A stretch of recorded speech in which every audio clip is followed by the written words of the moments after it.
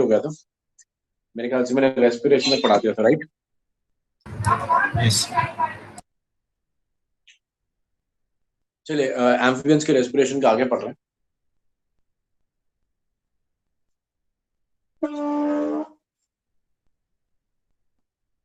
ध्यान दीजिएगा सब पे, टेंशन।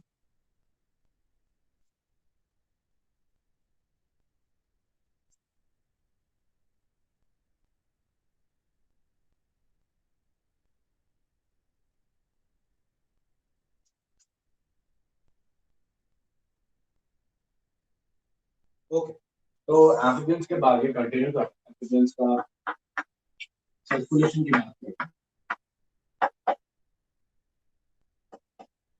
एम्फिबियंस के सर्कुलेशन की हम बात करेंगे तो इसमें देखिए 3 चावल हार्ट,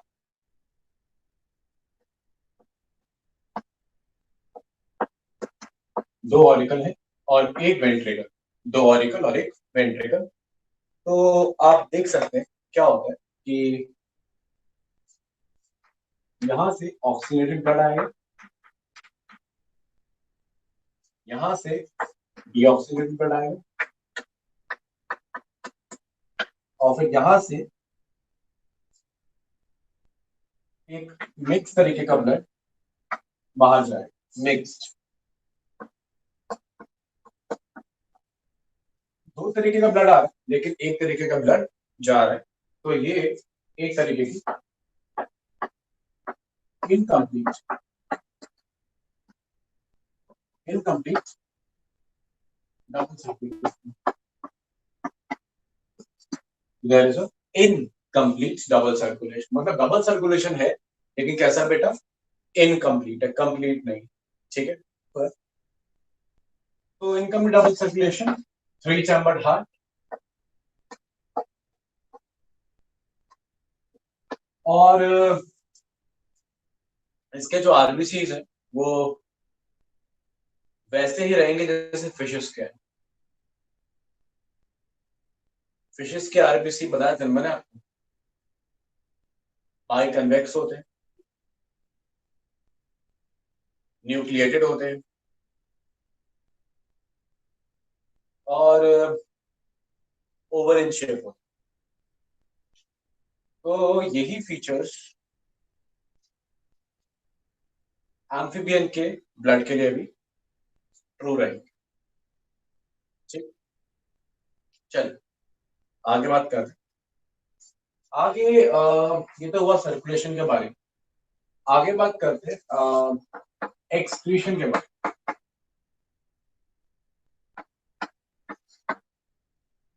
एक्सक्रीशन में मैंने आपको बताया था कि जो एम्फिबियंस है उनके पास किडनी रहती है एक्सक्रीशन के लिए। फ्रॉग के पास किडनी है, सैलामेंडर के पास किडनी है, इख्तियोफिस के पास किडनी है। सभी एम्फिबियंस के पास एक्सक्रीशन के लिए किडनी है। लेकिन थोड़ा मेनली जब कोई पूछता है कि एम्फिबियंस कैसे हैं तो आप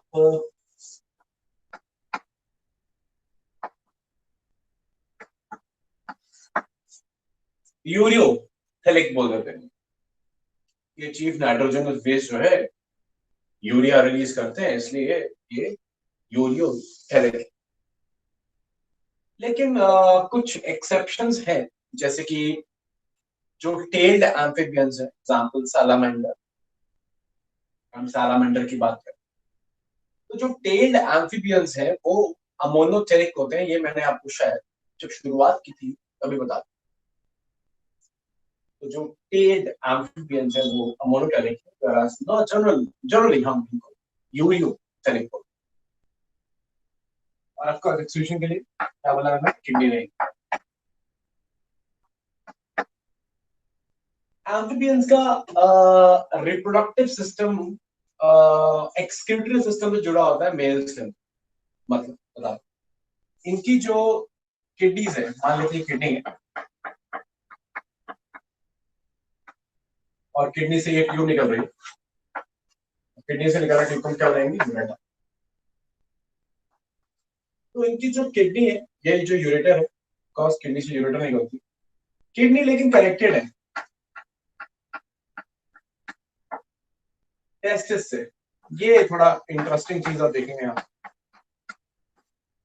टेस्टिस मेल बना है जिसमें स्पर्म बनते हैं, वो किडनी से क्या है connected through a structure here known as vasa efferentia.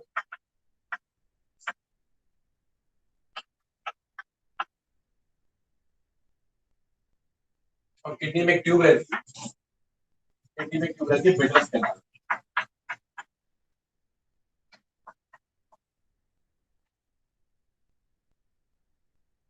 तो जो स्पर्म का मूवमेंट है एम्फीबियंस के अंदर, जो स्पर्म का मूवमेंट है, स्पर्म की बात करते हैं, स्पर्म, तो जो स्पर्म का मूवमेंट है वो टेस्टिस से होते हुए वासा एफरेंशिया, वासा से एफरेंशिया से होते हुए बिडर्स कैनाल, बिडर्स कैनाल से होते हुए यूरेटर, यूरेटर से आउटसाइड क्लाउड, ये मूवमेंट ऑफ स्पर्म रहता है। बड़ा इंटरेस्टिंग है कि पहली बार हम देख रहे हैं कि गोनाड जो किडनी कनेक्टेड है, तो जो स्पर्म का मूवमेंट है वो टेस्टिस, टेस्टिस से vasa efferentia, Bidder's canal, ureter and then outside through the cloaca. अगर हम रिप्रोडक्शन की बात करते हैं एम्फिबियंस के अंदर, फ्रॉग के अंदर रिप्रोडक्शन की बात करें तो फ्रॉग के पास कोई एक्सटर्नल जेनिटैलिया नहीं है स्पर्म को ट्रांसफर करने। मतलब अगर हम ह्यूमंस की बात करें या अदर एनिमल्स की बात करें, रेप्टाइल्स की बात करें, ह्यूमंस की बात करें, मतलब मैमल्स की बात करें, रेप्टाइल्स की बात करें, तो जनरली हम क्या देखते हैं कि मेल के पास एक एक्सटर्नल जेनिटैलिया होता है जिसको हम पीनस बोलते हैं, ठीक है। And that पीनस is responsible for transferring sperms from the male body to the female body.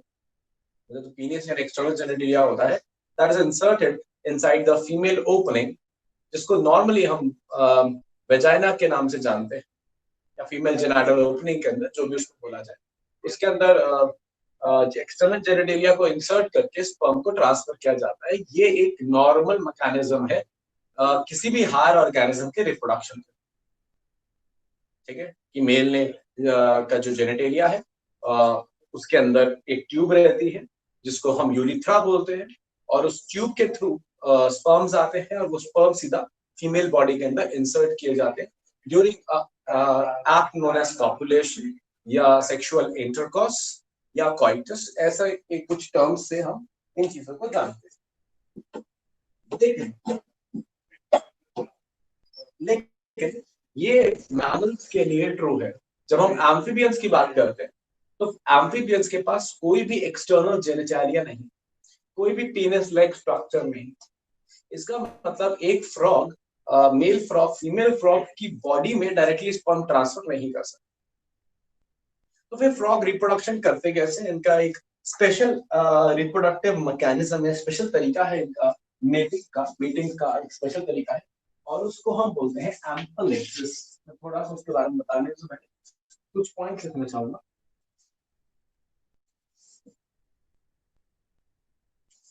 Amphibians के रिप्रोडक्शन की बात कर रहे हैं,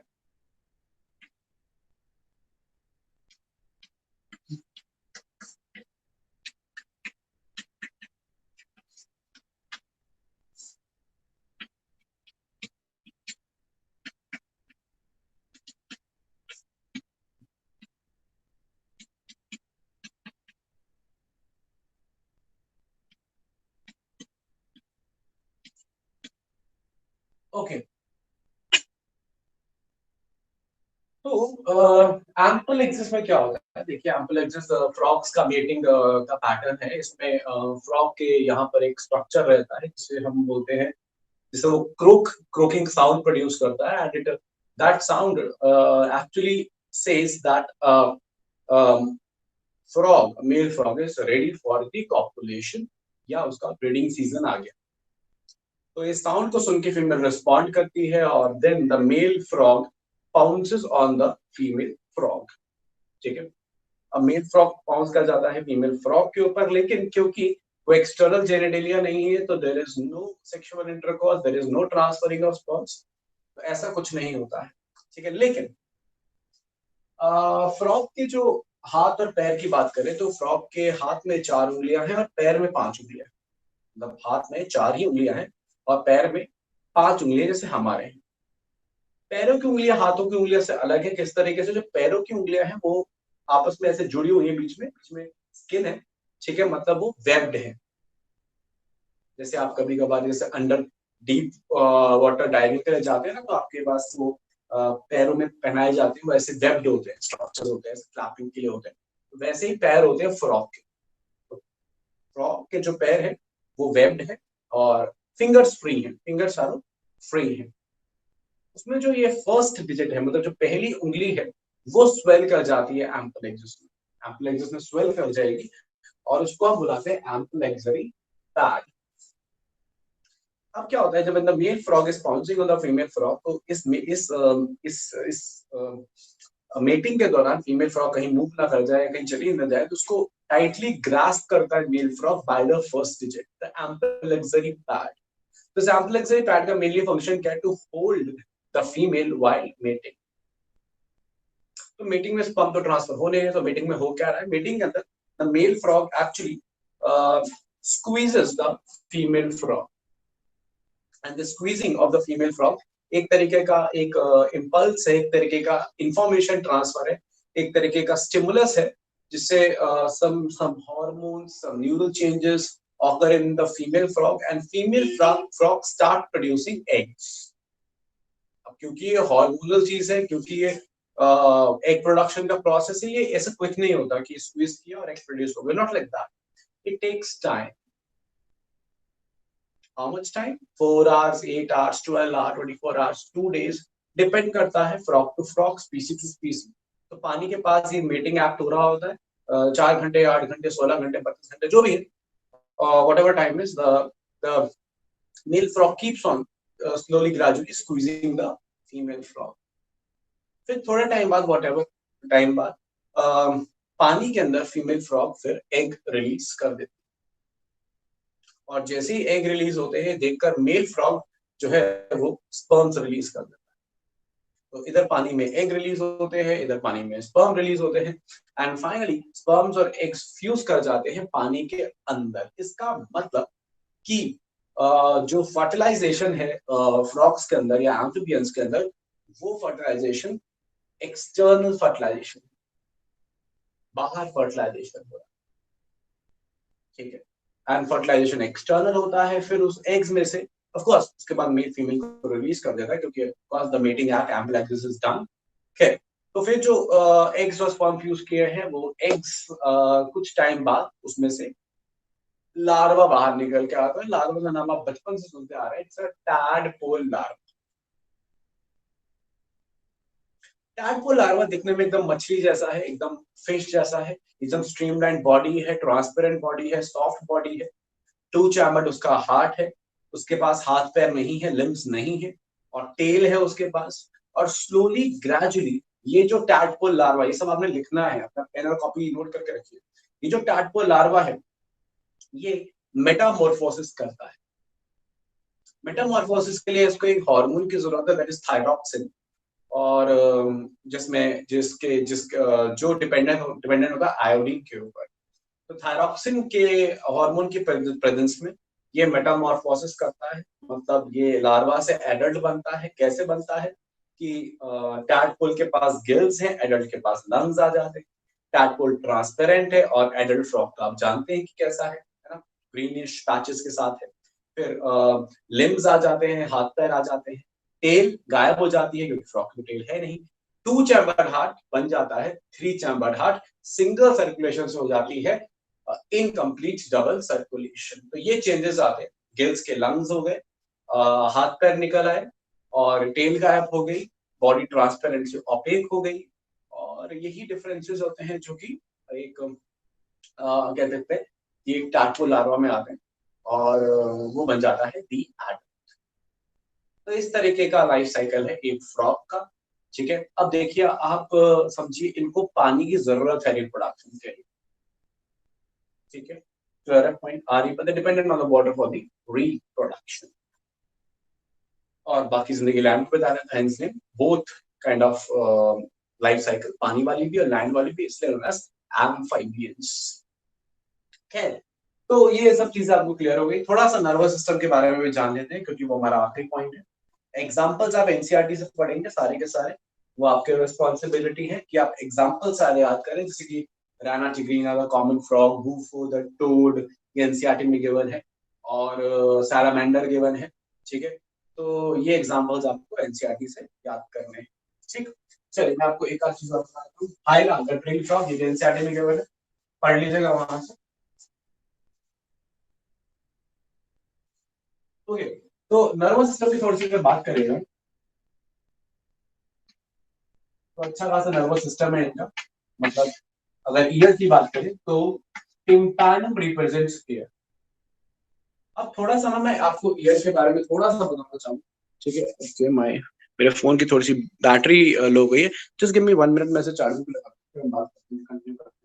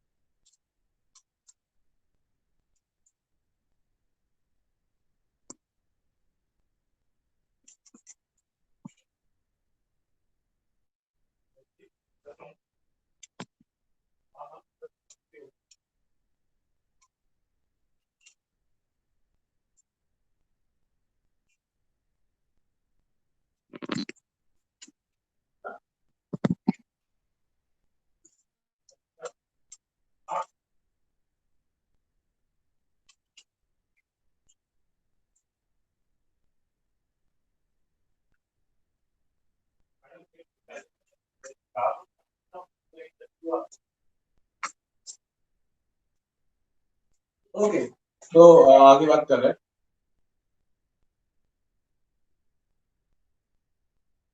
तो जैसा कि मैंने आपको बताया कि नर्वस सिस्टम के अंदर अगर हम बात करें तो नर्वस सिस्टम के अंदर इनके पास ईयर है।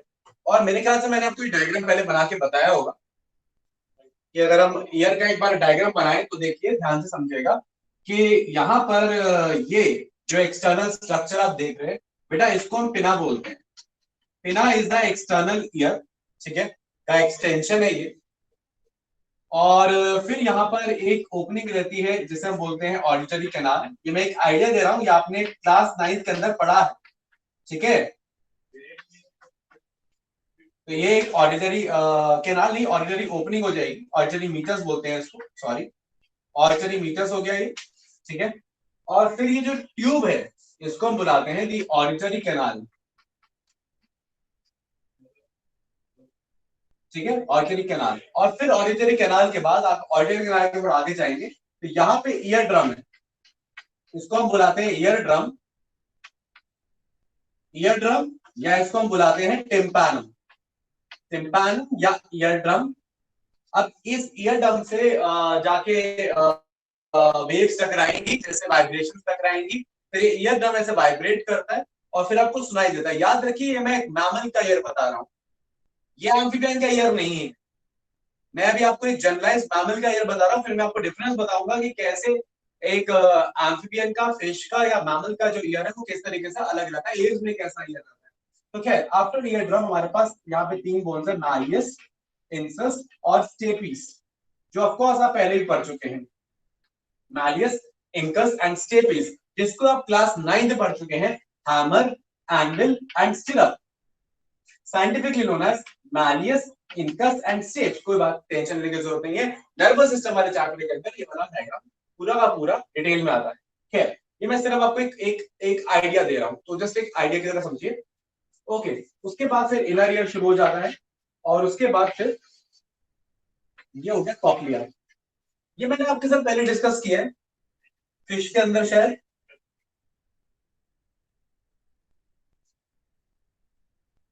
यस क्लास क्लास मैंने आपके साथ पहले ही डिस्कस किया है कभी? सर आपने बताया था कि कॉग्लिया होता है, पूरा स्ट्रक्चर डिस्कस नहीं किया था। ओके, तो अब आपको शायद ये नजर आ रहा होगा, ये जो स्ट्रक्चर है ये मैमल के ईयर का स्ट्रक्चर है। ये टिम्पैनम तक हो गया आपका आउटर ईयर। ये 3 बोन्स हो जाती है बेटा आपके मिडल ईयर के अंदर, 3 बोन्स आपके मिडल ईयर के अंदर है। और इसके बाद ये बाकी वाला पार्ट जो सारा है वो आपके इनर ईयर के अंदर है। मतलब कहने का है कि जो बोन्स हैं ये आपके मिडल ईयर में आ जाएंगे। इस बोन से पहले आपका इनर आउटर ईयर है, बोन्स के बाद आपका कौन सा ईयर है? द इनर ईयर है। तो बोन्स आपके मिडल ईयर में आ जाएंगे, उसके बाद आपका आपका इनर ईयर, और उसके इस तरफ सारा का सारा क्या है? Outer ear. अब मैं आपको बताता हूं कि मैमल, देखिए ये तो हो गया मैमल का ईयर। अब मैमल से जब आप बर्ड्स पे आएंगे तो देखिए पिना और कॉकलिया, ये गोल गोल वाला पार्ट, और ये जो पिना वाला पार्ट है, ये जो पार्ट है। अच्छा एक चीज और है जो मैं बनाना भूल गया, सॉरी। यहाँ पे 3 स्ट्रक्चर होते हैं जिनको बुलाते हैं सेमी सर्कुलर कैनाल्स। क्या बोला बेटा मैंने आपको? यहाँ पे यहाँ लिख लीजिएगा, सेमाई मतलब half, circle circular canals. These are the semi circular canals. अब देखिए बहुत ही सिंपल है कि मैमल की अगर हम बात करेंगे, किसकी बात करेंगे? मैमल की। तो पिना उसके ईयर में होता है, कॉक्लिया भी होता है, लेकिन जैसे ही बर्ड में आएंगे तो पिना नहीं है, पिना नहीं है, कॉक्लिया नहीं है। तो एक बर्ड का ईयर कितना हो जाएगा बेटा? बर्ड का ईयर हो जाएगा यहां से लेकर यहां। तो इतना ही होगा किसका ईयर? बर्ड का, एव्स का। ठीक है, अब थोड़ा सा अगर हम और पीछे आए, ठीक है, एव से थोड़ा सा और पीछे अगर आप आए बेटा, तो एव से जैसे हम पीछे आएंगे, अगला कौन सा? रेप्टाइल्स। रेप्टाइल्स है बेटा, ये ऑरिजिनली कैनाल भी नहीं है, ईयर शुरू होता है टिम्पैनम से, यहां से।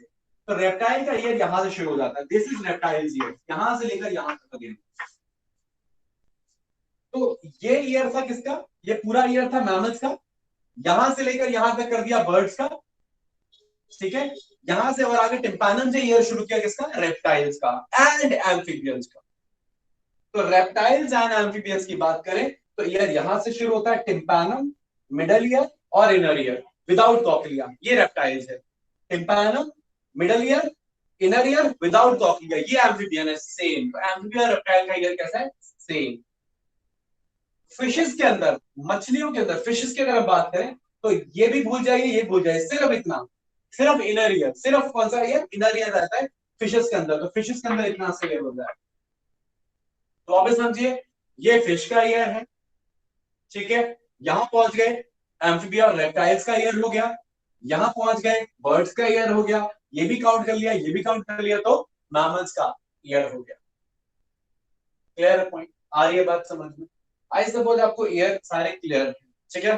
बस याद रखिएगा कि एक फिश का ईयर और एक स्नेक का ईयर, मतलब रेप्टाइल्स में इकलौता स्नेक ऐसा है जिसका ईयर फिश जैसा है, मतलब ना तो आउटर ईयर है ना मिडल ईयर है, सिर्फ और सिर्फ कैसा है? Inner ear. Clear point? आ रही बात समझ में? तो यही है नर्वस सिस्टम के बारे में, मेनली ईयर के बारे में बात है। आई तो फ्रॉग की वैसी होती है जैसे ह्यूमन की आई होती है, ज्यादा फर्क होता नहीं है, ठीक है। तो यही है नर्वस सिस्टम के बारे में मेन इंफॉर्मेशन, ठीक है। कोई डाउट है आपको तो पूछ लीजिए, वरना एम्फीबियंस मेरी तरफ से यहाँ पे खत्म हो गया है। एग्जांपल्स आप एनसीईआरटी से देखेंगे, वो आपकी रिस्पॉन्सिबिलिटी। और अब हम अगली बात करेंगे रेप्टाइल्स की। किसी को डाउट है तो पूछ लीजिए।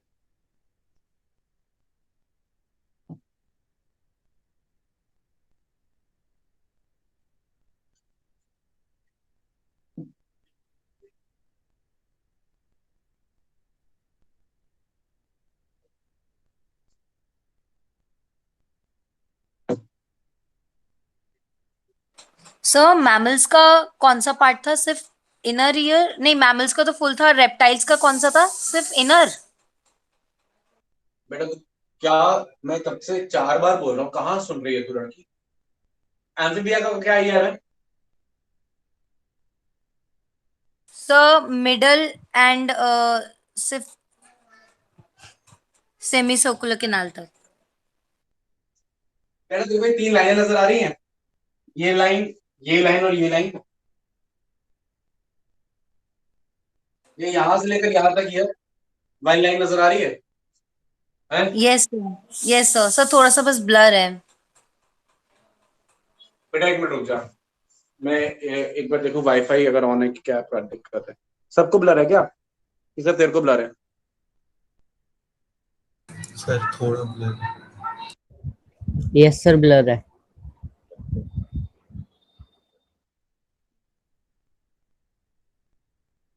बेटा आप क्लियर है? Yes sir. Yes sir. Yes sir. अच्छा अब सबको क्लियर हो गया होगा ना बेटा? अब मुझे देख, लाइन देख के बता, 3 लाइनें नजर आ रही हैं?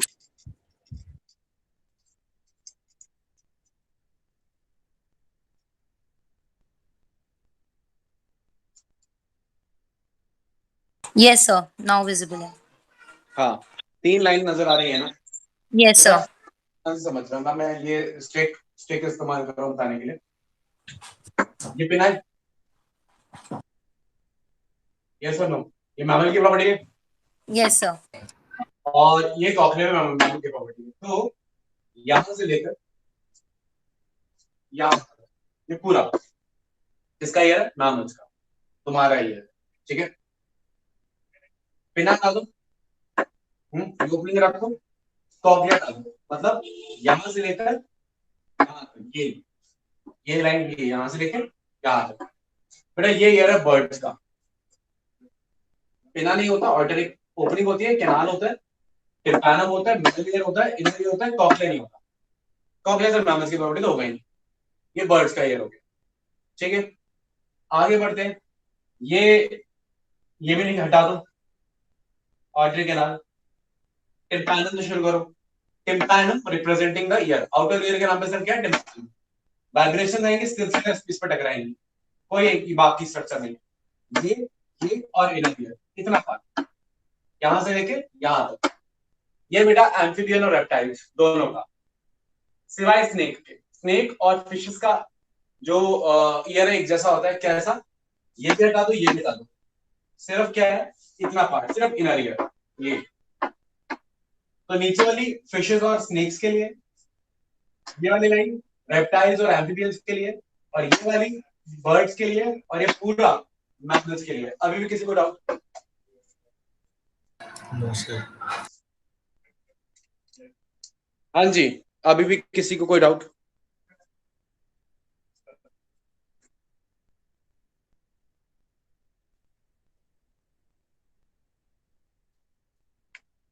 मैंने आपसे कुछ सवाल पूछा जिसका जवाब हाँ या ना में आना चाहिए वैसे। No sir. ओके,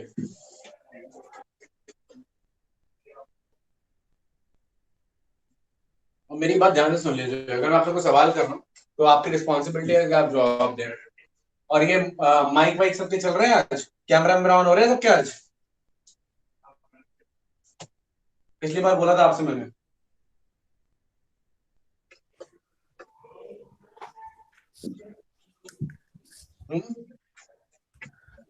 एक एक करके जरा थोड़ी बातें करें, फिर आगे बढ़ेंगे रेप्टाइल्स पे।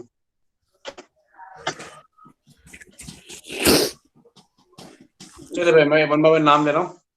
सबसे पहले वसीम खान का नाम आ रहा है। वसीम खान, अपना जरा कैमरा ऑन कीजिए और माइक ऑन कीजिए।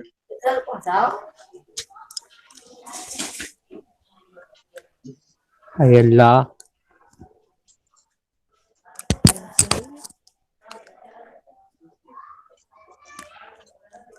हाँ वसीम खान जी, खान साहब।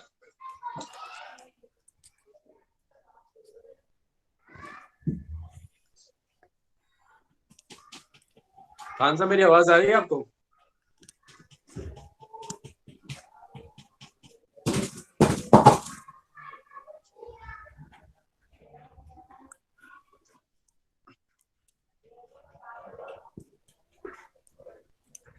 खान साहब आवाज आ रही है आपको? वसीम खान।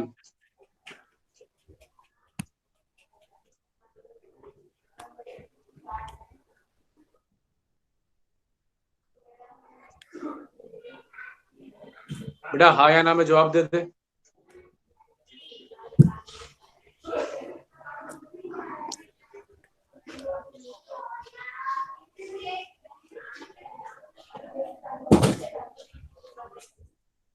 बेटा वसीम खान,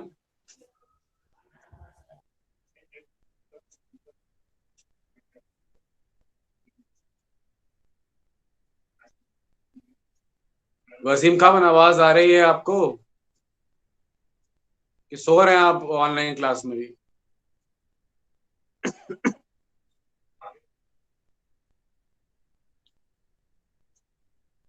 चलिए वसीम खान जी थोड़ा शर्मा रहे, उनसे बात बाद में करते हैं।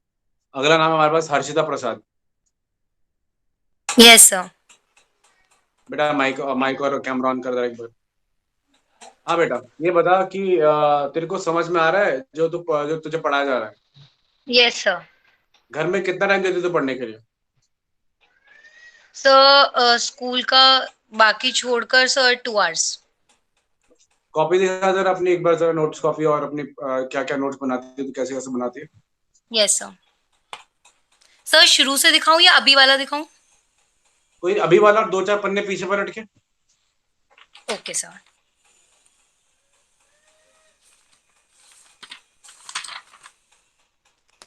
सर बैक कैमरा कर दूं? हाँ श्योर श्योर, मुझे कॉपी देखने से मतलब है, कैसे मर्जी कैमरा से देखना।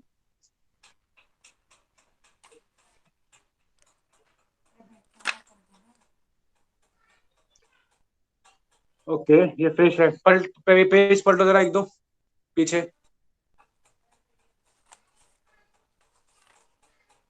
जूलॉजी वाला पार्ट ये सारा एक ही कॉपी में हो रहा है कि फिजिक्स केमिस्ट्री सब एक ही कॉपी में चल रहा है, कि जूलॉजी की अलग कॉपी बनाई है? नो सर, ये जो है ये रफ नोटबुक है एंड मेरी बाकी मैं पहले इसमें करती हूँ देन फेयर में नोट करती हूँ। फेयर वाली कहाँ है? सर फेयर वाली बाहर है। कोई बात नहीं, अभी कैमरा बंद करो, माइक बंद करो, और आराम से उठा के फेयर वाली ले आओ, मैं फेयर वाली देखना चाहूंगा। ठीक है? आयुष कुमार। Yes sir. बेटा कैमरा ऑन कीजिए जरा। Yes sir. सर बेटा थोड़ा जो पढ़ा रहा लाइट हूँ का ही। समझ में आ रहा है आपको? Yes sir. तुम्हारी शक्ल देखी हुई क्यों लग रही है मुझे? तुम पहले कैलविन में ही थे? No sir, new admission. इससे पहले कहाँ पढ़ते थे? सर घर पे। अच्छा, अपनी नोट्स कॉपी दिखाइए जरा एक बार, सही है। जूलॉजी की। हाँ कोई बात नहीं, बैक कैमरा करके दिखा दीजिए तो क्लियर नजर आती है, जैसे आपको सर कंफर्टेबल। सर वो लैपटॉप पे ले रहा हूँ तो इसी है। हाँ हाँ ठीक है ठीक है ठीक है, मुझे बस एक बार देखने से मतलब है। हाँ थोड़ा सामने लाइए। सो देख रहे ओके, हाँ हाँ देख रहा हूँ मैं। और थोड़ा पलटी जरा, पेजेस पलट लिए जो दो तीन पुराने वाले। हाँ ठीक है, गुड बेटा, नोट्स अब अच्छे में आ रहे हैं, थैंक यू वेरी मच। अब बंद कर लीजिए कैमरा। Okay sir. बेटा अगला नाम है अखिला लोहिदाक्षन। Yes sir. बेटा माइक ऑन कीजिए और कैमरा ऑन कीजिए जरा।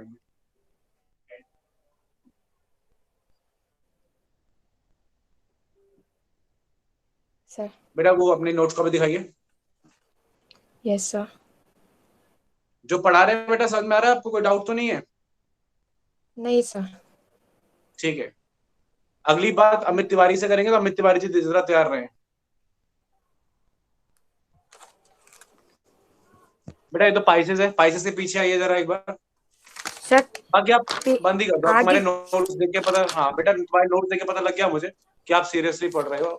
नीट एंड क्लीन नोट्स है, बहुत ही बढ़िया, very good. Thank you sir. बंद कर ले बेटा माइक और कैमरा भी। Okay sir. आइए, अमित तिवारी जी भाग गए हैं, ये अगली बार रिज्वाइन नहीं करेंगे जब तक ये अपने अपना नोट्स कॉपी नहीं दिखाएंगे।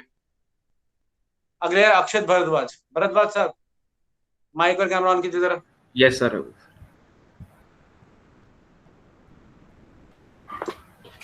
Yes sir. हाँ जी, जरा अपनी कॉपी दिखा। समझ में आ रहा है बेटा क्या पढ़ा रहा हूँ मैं? Yes sir. हाँ, नीट की तैयारी कैसे चल रही है? पढ़ रहे हो घर पे? यस सर पढ़ रहे हैं। कितना टाइम देते हो पढ़ने के लिए? सर बायो को सर, सबको sir. Zoology bio overall? Bio कितना, ओवरऑल कितना? Sir 1.5 sir, 1 sir 1.5। 1-1.5 घंटा डेली देते हो सीरियसली एकदम? सर डेली नहीं सर। फिर सर वीक में सर 3 days ऑलमोस्ट। हफ्ते में 3 दिन बस। बेटा ठीक है, तू हफ्ते में चाहे 1 दिन पढ़, लेकिन जो तू 1-1.5 घंटा दे सीरियसली दे। मतलब ये नहीं कि उसमें फिर आधा ध्यान कहीं और चल रहा है, आधा दिमाग कहीं और चल रहा है ना। नोट्स कॉपी दिखा देना।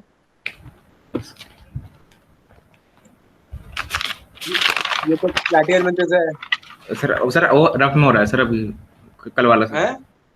कल वाला रफ में क्या हो रहा है सर अभी? आज वाला कितना किया वो देखा, रफ में कैसे करता मैं देखो जरा।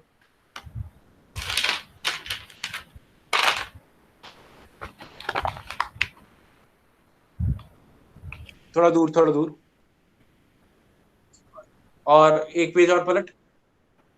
फेयर में कहाँ तक लिख लिया? फेयर में सिर्फ क्या अभी तक प्लैटियर में तक लिखा है क्या? No sir. कहाँ तक किया है?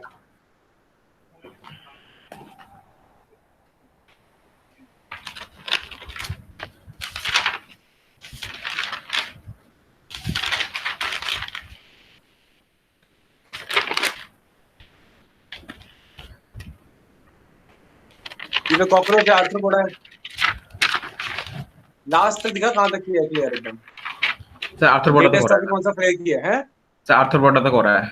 मोलस्का सर उसमें मोलस्का, एकांडरमेटा, हेमिकोरिटा, साइक्लोस्टोमेटा, भाई साहब बहुत सारा है। क्या कर रहे हो? सर रफ में कर काम रखा है तो पूरा सर। रखो। हैं? रफ में कर रखा है सर, रफ में। रफ में तो क्या फेयर कब होगा? सर कर लूंगा सर, आज करना था सर। अब अगर मैं 1 हफ्ते बाद पूछता तो बोलते सर आज ही करना था। सर नहीं करूंगा ये जो सर। ऑनलाइन क्लास में चोरी चल रही है ना टीचरों से, ये सब पकड़ी जाएंगी अब। कि तुम सोच रहे हो कि चोरी चकारी चलती रहेगी, ये चलेगा नहीं। ये कोई दूसरा इंस्टीट्यूट नहीं है, यहाँ पे पढ़ोगे तो पढ़ना पड़ेगा जबरदस्ती। अब ऐसे करोगे ना, घर में आके पढ़ाई करवाऊंगा फिर मैं आगे। ठीक है, ओके सर। बंद करो। अगली बार मैं कभी किसी भी दिन रैंडमली पूछ लूंगा, कॉपी देख लूंगा, फिर नहीं होंगे ओके ना नोट्स पूरे, तो फिर आप तुम्हारे पेरेंट्स से सीधा सीधा बात करेंगे फिर हम। Next, Chahal Tomar. Yes sir. बेटा माइक ऑन और वो कैमरा ऑन करा एक बार। Yes sir. हाँ बेटा जरा अपनी कॉपी दिखा दे फटाफट से। ओके। समझ में आ रहा है क्या पढ़ा रहा हूँ मैं? Yes sir. बेटा ब्लर है, स्क्रीन पर दिख नहीं रहा है क्या है, कॉपी में क्या लिखा है?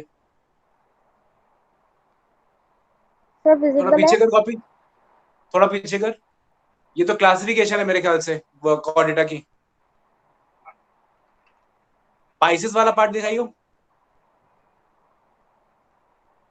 हाँ ठीक है, सर वो नोट्स देख के पता लग गया कि सीरियसली बन रहे हैं। ठीक है, ये तो हाँ बेटा बस बस हो गया। Okay sir. अब एक बार जरा मुझसे बात कर, जरा एक बार माइक ऑन, एक बार कैमरा वापस ऑन कर अपनी तरफ। Yes sir. हाँ, एक बात बता, तू ये सिर्फ नोट्स अच्छा बनाती है या पढ़ाई भी करती है, उस नोट्स को पढ़ती भी है? नहीं सर, पढ़ती भी हूँ। कितना टाइम देती है पढ़ने के लिए? सर वैसे तो रेगुलरली मैं थोड़ा थोड़ा मतलब सब कुछ कवर करती रहती हूँ, थोड़ा थोड़ा टाइम में सबको देती हूँ, सारे सब्जेक्ट्स को। अच्छा पक्की बात? Yes sir. मान लूं? Yes sir. ठीक है चल, मान ली तेरी बात। चलिए नेक्स्ट, आयुष कुमार। सर मेरा हो चुका। अच्छा हाँ, आपसे आपसे तो बात हो गई, ठीक है। मुस्कान सिंह। Yes sir. बेटा मुस्कान आवाज आ रही है? Yes sir. ये समझ में आ रहा है जो पढ़ाई लिखाई हो रही है? मैंने तो कहा ही नहीं नोट्स दिखाने के लिए।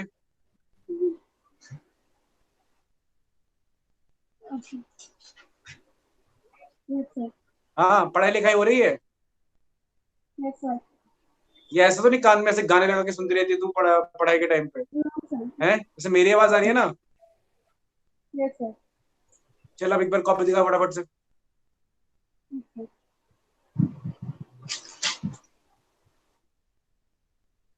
ये तो आज की कॉपी है, कल का पिछली क्लास वाला काम। बहुत बढ़िया बेटा, थोड़ा अपना ये बाकियों की कॉपी देखे ना तूने कैसे नीट एंड क्लीन उन्होंने किया हुआ है। बाकी ठीक है, थोड़ा सा और नीट एंड क्लीन कर इसको। ठीक है मुस्कान। और ये जो बाकी बच्चे हैं ना 2-4, ये नेहा प्रसाद, प्रेम प्रसाद, शिव कुमार और हमारे शर्मीले वसीम खान और इशिता जिंदल और जितने लोग ये भाग गए हैं कॉपी दिखाने के नाम पे, इन लोगों से जरा बाद में बात करते हैं फिलहाल। और अभी हम बात करेंगे रेप्टाइल्स की, ठीक है। रेप्टाइल्स कर लेते हैं थोड़ा सा, हमारा टॉपिक इम्पोर्टेंट है, फिर आगे बाकी की कॉपी बाद में चेक करते हैं। चलिए एम्फिबियंस क्लियर है, तो अब रेप्टाइल्स की बात करने जा रहे हैं। और देखो ये मजाक नहीं है, ये आपको एक लग रहा हो, अगली बार ना कभी भी जिस दिन मेरा मन किया ऐसे ही रैंडमली मैं किसी को बोल दूंगा कैमरा ऑन करके दिखाने के लिए कॉपी वॉपी और नोट्स वगैरह, तो नोट्स और कॉपी अपने पूरा मेंटेन रखिए।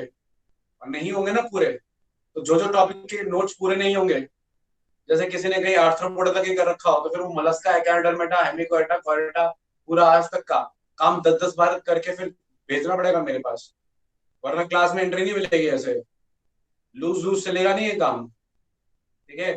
कल को फिर हमें बोलोगे कि सर केल्विन में अच्छा नहीं पढ़ाते, केल्विन वाले जो है वो ठीक से नहीं पढ़ाते, हमारा सिलेक्शन नहीं हुआ। फिर ये कोई थोड़ा सोचेगा कि हाँ भाई बच्चे ही नालायक थे, अपना काम पूरा नहीं कर रहे थे, सीरियसली नहीं पढ़ रहे थे। ये तो कोई सोचेगा नहीं, सारा दोष आप हम पे उमड़ देंगे। तो मैं एक एक को देख, एक एक की रिस्पॉन्सिबिलिटी, आप टाइम में पढ़ाई करेंगे, ठीक है, कोई लूज एंड नहीं छोड़ा जाएगा, ठीक है। चलिए आगे बढ़ते हैं।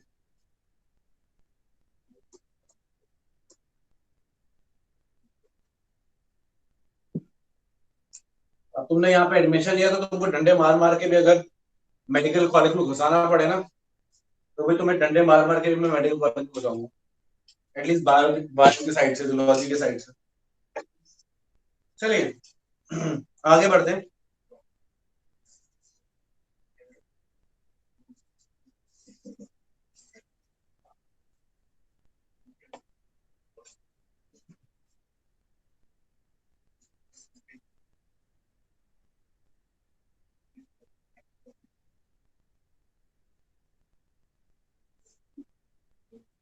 चलिए रेप्टाइल्स की बात करते हैं, पे अटेंशन।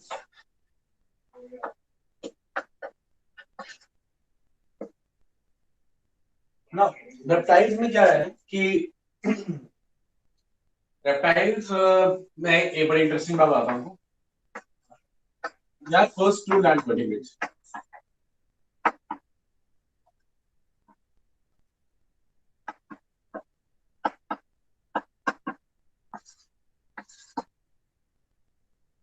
अब देखिए मेरी बात ध्यान से सुनिएगा, ठीक है। मैंने आपको एम्फिबियंस पढ़ाया नमस्कार एम्फिबियंस। Yes sir. हाँ, तो एम्फिबियंस अपनी जिंदगी पानी में बिता रहे थे कि लैंड पे बिता रहे थे? सर दोनों पे। दोनों में बिता रहे थे। तो हम बोल सकते हैं कि एम्फिबियन पानी वाले ऑर्गेनिजम्स हैं और लैंड वाले ऑर्गेनिजम्स भी हैं। क्योंकि एम्फिबियंस अपना जिंदगी लैंड में बिताते हैं, तो हम क्या हम उनको लैंड वर्टिब्रेट्स बोल सकते हैं?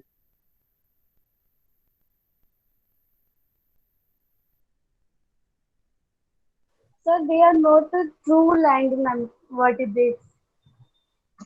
मैं सिर्फ इतना पूछ रहा हूँ उसका कि क्या हम एम्फिबियंस को लैंड वर्टिब्रेट्स बोल सकते हैं? क्या वो वर्टिब्रेट्स हैं? Yes sir. क्या वो लैंड पे रहते हैं? Yes sir. तो क्या वो लैंड वर्टिब्रेट्स हुए? Yes sir.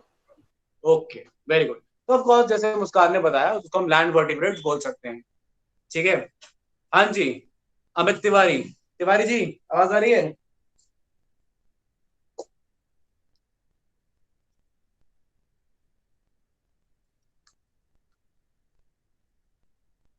अक्षत भारद्वाज, यस सर। हाँ बेटा एक बात बता कि ये जो एम्फिबियंस थे, ये सारी जिंदगी लैंड में बिता रहे थे या इनका कुछ पार्ट पानी में भी बीत रहा था? सर रिप्रोडक्शन के टाइम पे वाटर में थे। अगर पानी नहीं मिलेगा तो इनकी जिंदगी चल जाएगी? सर नो सर, रिप्रोडक्शन नहीं कर पाएंगे। रिप्रोडक्शन नहीं कर पाएंगे, अच्छा। What about mammals? मैमल्स की जिंदगी चल जाएगी बिना पानी के? मतलब ह्यूमंस को पानी नहीं मिलेगा तो रिप्रोडक्शन कर लेंगे? कि पानी के पास रहना बहुत जरूरी है, सी के पास, वाटर के पास, रिवर के पास, लेक के पास? No sir. जरूरी नहीं है ना। अच्छा, मैमल्स की लाइफ साइकिल में पानी तो नहीं आता ना, पानी वाला पार्ट आता है क्या? No sir. और बर्ड्स की लाइफ में पानी वाला पार्ट? No sir. रेप्टाइल्स की जिंदगी में पानी वाला part? Lizards, snakes, no sir. इनको रिप्रोडक्शन के लिए पानी चाहिए हो? नहीं। तो देखिए, रेप्टाइल्स, बर्ड्स और मैमल्स, इन तीनों को ना कोई पानी वानी नहीं चाहिए रिप्रोडक्शन के लिए। इनकी जिंदगी लैंड पे चलती है आराम से। इनके बेबीज भी लैंड पे बॉर्न होते हैं, ये भी लैंड पे रहते हैं, ये लैंड पे रहते हैं, इनको कोई दिक्कत नहीं, दे आर प्रॉपर्ली टेरेस्ट्रियल। तो क्योंकि इनकी जिंदगी में कभी भी पानी पे डिपेंडेंस नहीं है, ठीक है ना, पानी पे डिपेंडेंस नहीं है, इसलिए ये तीनों ट्रू लैंड वर्टिब्रेट्स है। कौन? Reptiles, birds and mammals. ठीक है, क्लियर? तो बेटा चहल, तुम्हारे एक बात बता, यस सर। ये रेप्टाइल्स, एव्स और मैमल्स में से क्या लगता है सबसे पहले दुनिया में कौन आया था?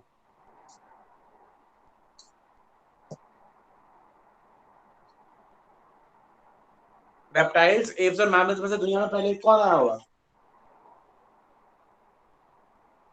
Sir reptile. Anybody else? किसी को आइडिया? रेप्टाइल्स आए हैं एक्चुअली, रेप्टाइल्स आए हैं। रेप्टाइल से ही बर्ड्स इवॉल्व हुए हैं जुरासिक पीरियड में। एक्चुअली डायनासोर से बर्ड्स इवॉल्व हुए हैं, और रेप्टाइल से मैमल्स इवॉल्व हुए हैं थोड़ा बर्ड से पहले। खैर, तो बर्ड्स और मैमल्स दोनों ही रेप्टाइल से इवॉल्व हुए, रेप्टाइल्स पहले आए हैं। तो पहले ट्रू लैंड वर्टिब्रेट्स कौन हुए फिर?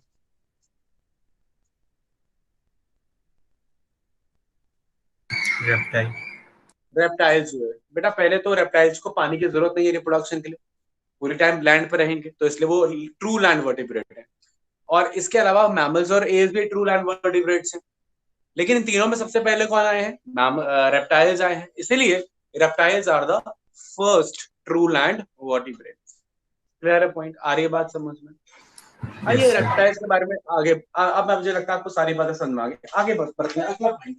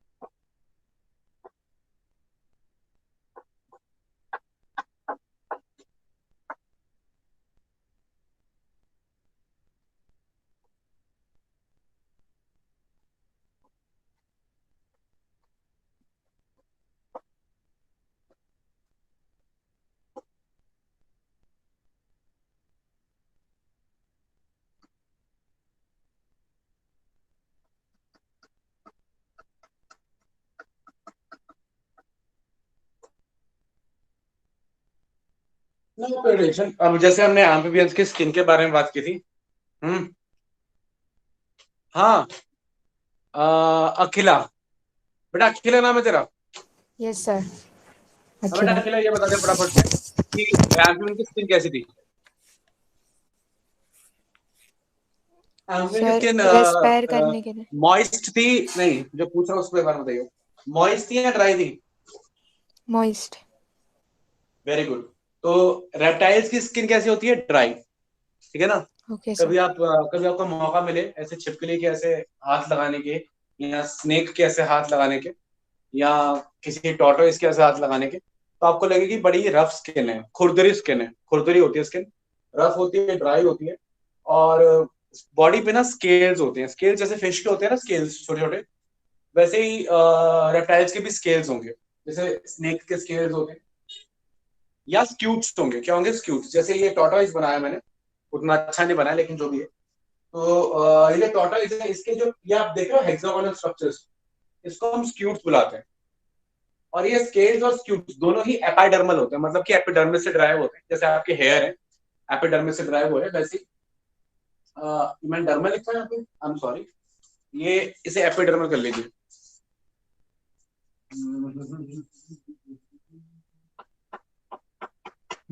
बड़े एपिडर्मल होते हैं, एपिडर्मल मतलब कि एपिडर्मिस से ड्राइव होते हैं। यही फर्क है फिशेस के स्केल्स में और रेप्टाइल्स के स्केल्स में। फिशेस के स्केल डर्मल होते हैं, डर्मिस से ड्राइव होते हैं, रेप्टाइल्स के एपिडर्मल होते हैं। अब देखिए, आपकी भी तो एक्सटर्नल स्किन बार बार निकलती रहती है, मतलब आप अपनी स्किन को खुरेदेंगे तो सफेद सफेद सा स्ट्रक्चर निकलेगा ना। आप रोज नहाते हो, पुरानी स्किन रिमूव हो जाती है, नई स्किन आती है, ये आपके साथ चलता रहता है, ठीक है ना। वैसे ही रेप्टाइल्स के साथ भी क्या है कि उनकी आउटर बॉडी में स्केल्स है, तो अपनी स्केल को शेड करते रहते हैं। ये ऐसे कॉकरोच में जैसा होता है ना, एक्डाइसिस बोलते हैं, शेडिंग ऑफ स्किन। वैसे ये भी एक्डाइसिस है, ECDYSIS पढ़ा था मैंने आपको। तो इसमें भी एक्डाइसिस होता है, स्किन शेड होती है टाइम टू टाइम, ठीक है। और कुछ लोग होंगे, कुछ रेप्टाइल्स होंगे जो पूरी स्किन एक साथ छोड़ देंगे, जैसे स्नेक है, स्नेक अपनी पूरी स्किन एक साथ छोड़ देता है, ठीक है। और अगर हम टॉर्टोइस की बात करें तो इसके जो स्क्यूट्स है ये पार्शियली छोड़ता है, एक दो हाथ छोड़ दिए, कल दो चार परसों छोड़ दिए, पार्शियली रिमूव करता है अपनी एपिडर्मिस। तो ये प्रॉपर्टी रेप्टाइल्स में रहती है। फिर स्किन ए ग्लैंडुलर है, मतलब आपको कोई ग्लैंड नहीं मिलेंगे आपको, जैसे आपको एम्फीबियंस में मिल रहे थे ना, कि एम्फीबियंस में कौन से ग्लैंड्स मिल रहे थे आपको, ये म्यूकस के ग्लैंड मिल रहे थे, पिगमेंट के ग्लैंड मिल रहे थे, और पॉइजन ग्लैंड्स मिल रहे थे कोई कई एम्फीबियंस के अंदर। वैसा आपको रेप्टाइल्स में नहीं मिलेगा। रेप्टाइल्स की स्किन ए ग्लैंडुलर होती है, एकदम कोई ग्लैंड नहीं होते। अच्छा, मैमल्स में होते हैं क्या ग्लैंड स्किन पे? क्यों भाई? प्रेम प्रसाद जी। Yes sir. बेटा मैमल्स की स्किन में ग्लैंड होते हैं? No sir. तेरे स्किन में कोई ग्लैंड है क्या? No sir. अगर तू भाग के आएगा तो तेरे को पसीना आएगा? Yes sir. तो फिर स्वेट ग्लैंड हुआ कि नहीं हुआ? Yes sir. अच्छा, कई लोग स्किन पे मॉइस्चराइजर लगाते हैं, कईयों को जरूरत नहीं पड़ती। कईयों की स्किन ऐसे ऐसे बड़ा बहुत ज्यादा, सुबह उठते हैं ऐसे मुंह से तेल निकल रहा होता है, ऑयली स्किन होती है ना कई लोगों की। यस सुना है सर। लोगों की ऑयली स्किन होती है यस सर। ना। मतलब कि फेयरनेस क्रीम भी आती है ये ऑयली स्किन के लिए, नॉन ऑयली स्किन के लिए, बहुत सारी आती है ना। तो ऑयल ग्लैंड्स भी है हमारे स्किन के ऊपर, है कि नहीं है?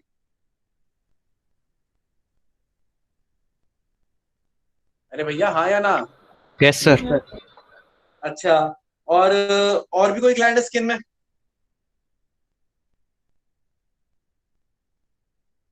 अगर मैमल्स की बात की जाए तो, जो स्किन पे हो, बॉडी पे हो, स्वेट और सिबेशियस के अलावा।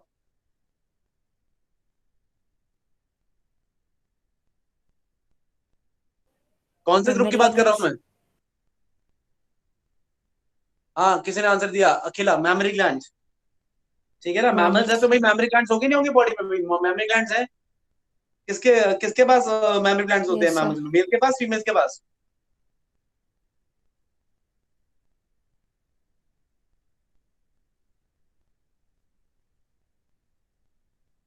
हाँ भाई, आप लोगों से सवाल पूछ रहा हूँ उसमें कि मेमोरी ग्लैंड जो है वो किसकी प्रॉपर्टी है? मैमल्स में मेल्स की प्रॉपर्टी है, फीमेल्स की प्रॉपर्टी है? फीमेल्स। फीमेल्स। मतलब मतलब सिर्फ फीमेल्स मैमल्स और मेल्स मैमल्स नहीं है? मैम मेल्स को क्या बोलते हैं? रेप्टाइल्स। रेप्टाइल्स बोलते हैं मेल्स को।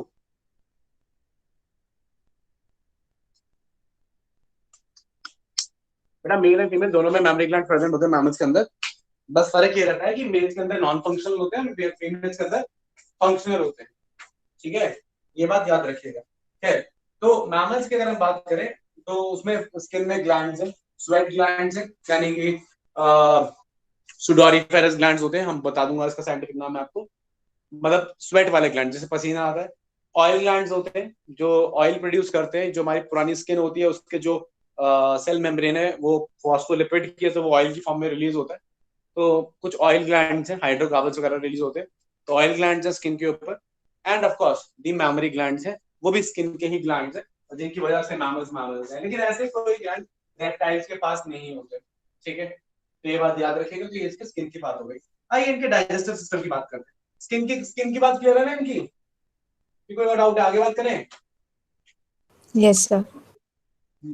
देखो सिंपल सी बात है, मैं आपको बताता हूँ। जब भी तुमको कोई भी फाइलम आए ना, मान लो कोई आपको पूछे कि भाई आर्थ्रोपोडा के बारे में बताओ, तो अपने दिमाग में कॉकरोच इमेजिन करना और जो जो पॉइंट्स आए वो आर्थ्रोपोडा के, ठीक है। किसी ने बोल दिया फ्लैट एलिमेंट्स के बारे में बताओ, तो अपने माइंड में टेप फॉर्म इमेजिन करना, वो सारे पॉइंट्स फ्लैट एलिमेंट्स के। कोई से बोला एमुलेट के बारे में बताओ, तो अर्थ फॉर्म इमेजिन करना, वो सारे पॉइंट्स अर्थ फॉर्म के। कोई बोला स्पाइसेस के बारे में बताओ, तो मछली को इमेजिन करना, वो सारे पॉइंट्स स्पाइसेस के। कोई बोले एम्फीबिया के बारे में बताओ, तो फ्रॉग को इमेजिन करना, वो सारे पॉइंट्स बेसिकली फ्रॉग के हो जाएंगे। तो जैसे को बोले रेप्टाइल के बारे में, तो स्नेक को इमेजिन कर लो, लिजार्ड को इमेजिन कर लो, इन दोनों को कर लो, और थोड़ा बहुत पॉइंट्स क्रोकोडाइल से उठा लो। बस बोला वो जरूरत ही नहीं है, आप कुछ पॉइंट ले लो स्नेक से, कुछ पॉइंट ले लो लिजार्ड से, उन दोनों को इमेजिन कर लो, सारे पॉइंट्स क्लियर हो जाएंगे। ठीक है ना? तो जो जो जो मैं पूछता जाऊं अपना, आप इमेजिन करना कि आप लिजार्ड को इमेजिन करना, आप स्नेक को इमेजिन करना, ठीक है, और बस मुझे बताते रहना। ठीक है, बहुत सिंपल है, हम ज्यादा कुछ लिखने वाला है नहीं। अच्छा, डाइजेस्टिव सिस्टम के बारे में बताओ, क्या लगता है कंप्लीट होगा इनकम्प्लीट होगा? कंप्लीट डाइजेस्टिव सिस्टम है एम्फीबिया जैसा। माउथ है, क्लोका है। Cloaca is the common opening of urogenital and anal, मतलब यूरिन के लिए और जेनाइटल के लिए, और एनल ओपनिंग कॉमन है क्लोका, जैसे एम्फीबियंस का था। तो सेम लिख लीजिएगा कि माउथ जो क्लोका है, common urogenital and anal opening just like amphibians in reptiles. बस याद रखिएगा कि रेप्टाइल्स यूरिकोडेलिक होते हैं, मतलब जो यूरिनरी ओपनिंग है वो बेसिकली यूरिक एसिड रिलीज करते हैं। तो रेप्टाइल्स यूरिकोडेलिक होते हैं, ये बात याद रखिएगा। ठीक है, तो ये वो डाइजेस्टिव सिस्टम के बारे में। कुछ रेप्टाइल्स मैं बताना चाहूंगा, जैसे कि कुछ रेप्टाइल्स होते हैं ना, उनके पास गिजार्ड भी होता है।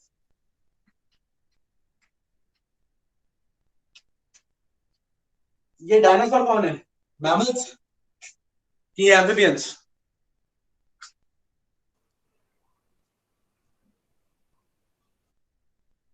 हाँ जी, डायनासोर क्या लगता है? Sir reptiles.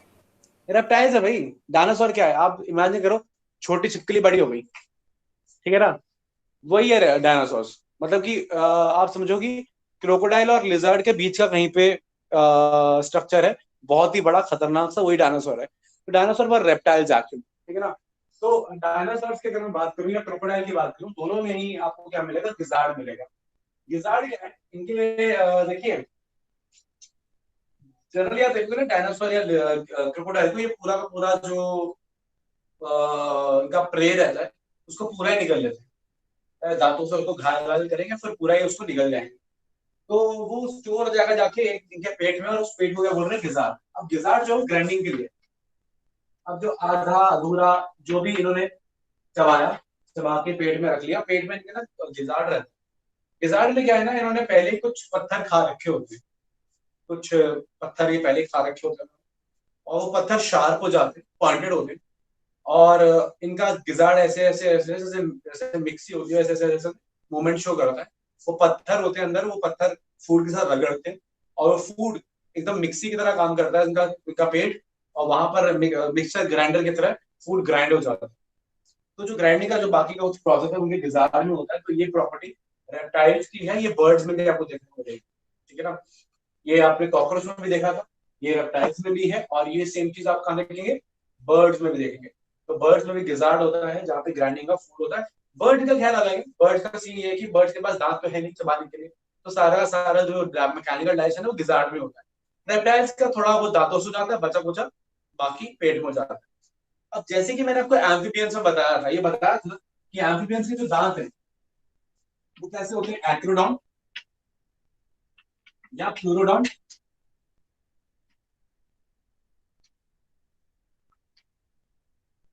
होमोडॉन, और पॉलीफायरडॉन।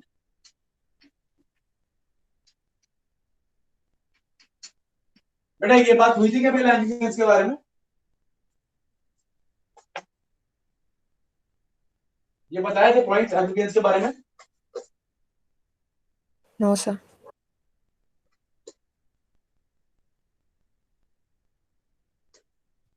ओके, मैं बता देता हूँ, ध्यान से सुनेगा। एम्फीबियंस के, रेप्टाइल्स के और बर्ड्स के पास तो होते ही नहीं है दांत। तो आप समझिए कि एम्फीबियंस, फिशेस, एम्फीबियंस और इवन रेप्टाइल्स, इन तीनों में दांत ऐसे रहेंगे क्या, एक्रोडोंट एंड प्लूरोडोंट। देखिए दांत दो तरह के होते हैं, मैं एक तरफ मैमल्स लिख रहा हूँ, मैमल्स में क्या फर्क है, और ये बाकी कौन, फिशेस, एम्फिबियंस, रेप्टाइल्स, और बर्ड्स में तो होते ही नहीं है, ठीक है ना। पहला एक्रोडोंट प्लूरोडोंट, पहले मैमल्स का देखें। आपके दांत कैसे, आपके दांत कैसे, आपका जॉ है, जॉ में सॉकेट है, आपका जॉ है ये, जिसे आप अपना जबड़ा बोलते हैं, ये द लोअर जॉ, ये द अपर जॉ, इसके अंदर सॉकेट है। सॉकेट मतलब क्या है, ठीक है, जैसे बल्ब का सॉकेट होता है, इस सॉकेट में मसूड़े हैं जिसको आप गम्स बोलते हैं, ठीक है, ये गम्स हैं,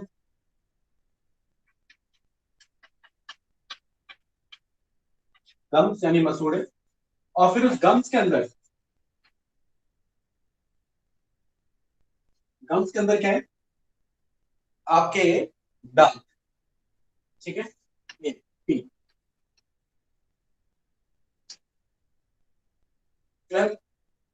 अब आपके दांत दो तरीके के होते हैं, जैसे आप छोटे होते हैं, 5 6 साल 8 साल के बच्चे थे जब आप, तब आपके दूध के दांत आए होंगे, ठीक है ना। दूध के दांत इसलिए बोल रहे हैं क्योंकि जब छोटे बच्चे दूध पीते बच्चे होते हैं, जब है ना, जब वो कॉफी चाय ये सब नहीं पीते, छोटे बच्चे होते हैं, तो उस हिसाब से मिल्क टीथ बोलते हैं, यानी कि वो दूध के बने होते हैं, ऐसा सब कुछ, ठीक है। तो जब आप छोटे थे, ठीक है, तो आपके जो मिल्क टीथ थे वो हुआ करते थे, जो टूटते रहे टूटते रहे टूटते रहे, उनके बदले नए दांत आते रहे, यानी कि आपके परमानेंट टीथ। तो आपके दांत दो सेट्स में आते हैं, मिल्क टीथ और परमानेंट टीथ। अभी जो आपके पास है वो शायद परमानेंट टीथ ही होंगे, ठीक है ना। अब ये मत सोचना कि ये दूध के दांत है, अभी टूट के दोबारा नहीं आएंगे, ठीक है। तो सेट्स जो है दो सेट्स में आते हैं। तो हमारे जो दांत होते हैं वो होते हैं डाइफाइडोन। डाइफाइडोन मतलब दो सेट में आ रहे हैं। रेप्टाइल वगैरह के दांत कैसे हैं, पॉलीफाइडोन मतलब मल्टीपल सेट्स में आते हैं, मल्टीपल सेट्स में, मतलब एक बार तोड़ो दोबारा आ जाएगा, दोबारा तोड़ो दोबारा आ जाएगा।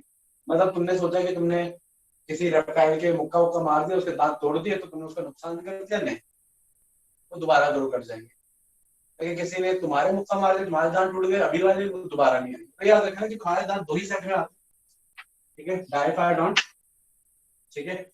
और रेप्टाइल्स, एम्फिबियंस और जो फिशेस हैं, इनके एक बार टूटेंगे दोबारा आएंगे, दोबारा टूटेंगे दोबारा आएंगे, कोई मतलब नहीं, बार बार आते हैं। क्यों आते रहते हैं, क्योंकि इनके दांत ना बोन की तरह होते हैं, बोन से डायरेक्टली अटैच होते हैं, टूटेंगे भी तो दोबारा आ जाएंगे। तो इनके पास क्या है, इनका ये जॉ है, जबड़ा है, तो जॉ वर्टिब्रस है ना, तो दांत या तो सीधा जॉ से ऐसे अटैच हो जाएंगे, या ऐसे टेढ़े अटैच हो जाएंगे, सीधे या टेढ़े, मतलब जॉ से डायरेक्टली अटैच रहेंगे, कोई गम कुछ नहीं होगा।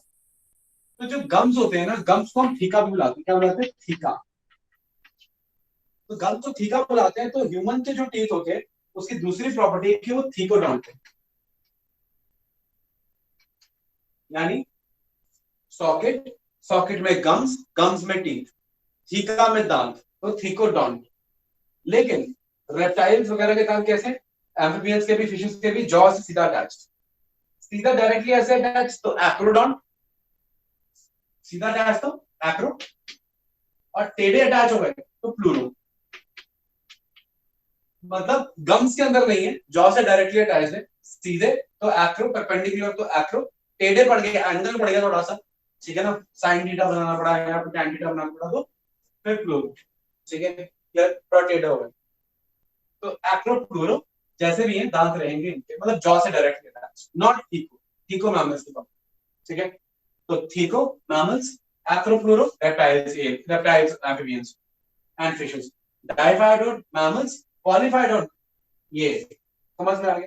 तीसरा है होमोडोन, ये तो समझ में आ रहा है, होमो मतलब सेम, ये सेम, होमो, होमोजेनस, होमोसेक्सुअल्स, होमो, पॉलीमर, होमो मतलब सेम। तो इनके सारे दांत एक जैसे होते हैं, मतलब फिर देखोगे ये दांत सारे के सारे एक जैसे, सारे के सारे एक जैसे, में जैसे कोई फर्क नहीं है, सारे दांत एक जैसे। लेकिन आपके कैसे अलग है, कोई इंसीजर्स हैं, कोई कैनाइन्स हैं, कोई प्रीमोलर्स हैं, कोई मोलर्स हैं, सभी दांत के अलग अलग फंक्शन है। तो हमारे दांत कैसे हो गए, हमारे दांत हो गए हेट्रोडोन, अलग अलग। और इनके दांत कैसे हो जाएंगे, इनके हो जाएंगे होमोडोंट, क्लियर है? आ रही है बात समझ में? ये क्लियर है सबको? किसी को डाउट तो नहीं है? अच्छा, इसमें एक्सेप्शन कौन होगा? ये है ना भाई साहब क्रोकोडाइल वाले, ये क्रोकोडाइल अंकल जो है वो थीकोडॉन्ट है, ठीक है ना? क्रोकोडाइल के दांत प्लूरोडॉन्ट एक्रोडॉन्ट नहीं होते, क्रोकोडाइल के दांत कैसे होते हैं? थीकोडॉन्ट होते हैं, गम्स में आते हैं। और क्रोकोडाइल से ही इवॉल्व हुआ है डायनासोर। डायनासोर क्रोकोडाइल का दूसरा रिश्तेदार है, इससे डायनासोर के दांत भी कैसे होंगे? थीकोडॉन्ट। और डायनासोर से बर्ड्स आए हैं, इसलिए जब बर्ड्स देखो, बर्ड्स आज नहीं है, देखो आज अगर आप बर्ड्स देखोगे, आज बर्ड्स के मुंह में दांत नहीं है, लेकिन ऐसा नहीं कि वो इवॉल्व हुए ऐसे होते, जब वो इवॉल्व हुए थे तो उनके दांत थे, आज टाइम के साथ लॉस्ट हो गए हैं, लेकिन पहले दांत हुआ करते थे बर्ड्स के। तो बर्ड्स भी थीकोडॉन्ट में आते हैं। बर्ड्स की भी अगर आज दांत आ जाए तो गम्स के अंदर आएंगे, अगर आए तो, लेकिन आएंगे, आते नहीं, वो बात अलग है।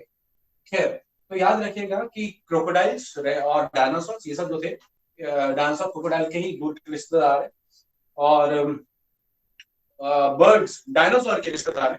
मतलब ऐसा है कि लिजर्ड्स थी, लिजर्ड से क्रोकोडाइल्स इवॉल्व हुए, क्रोकोडाइल से डायनासोर इवॉल्व हुए, डायनासोर से बर्ड्स इवॉल्व हुए। तो लिजर्ड का रिश्तेदार क्रोकोडाइल, क्रोकोडाइल का रिश्तेदार डायनासोर, और डायनासोर का रिश्तेदार बर्ड्स। ठीक है, ऐसा ही चलेगा। ठीक है, तो लिजर्ड्स में तो खैर दोनों ये एक्रोप्लूरोडॉन्ट दांत थे, लेकिन क्रोकोडाइल में थोड़ा बदलाव आ गया था। वो सेम बदलाव जो है वो डायनासोर्स में भी कैरी हुआ है, वो सेम बदलाव बर्ड्स में भी कैरी हुआ है। बस फर्क क्या है कि शुरू में बर्ड्स में दांत आए, बाद में वो दांत वाले बर्ड्स एक्सटिंक्ट हो गए, आज के जो बर्ड्स हैं उनमें दांत नहीं। ठीक, क्लियर? कोई डाउट? मेरे ख्याल से सामने आ गया सब लोगों को। याद रहेगी ये बात कि भूल जाओगे? चलो, भूल जाओगे तो अपना नुकसान करोगे, मैं आगे बताऊंगा।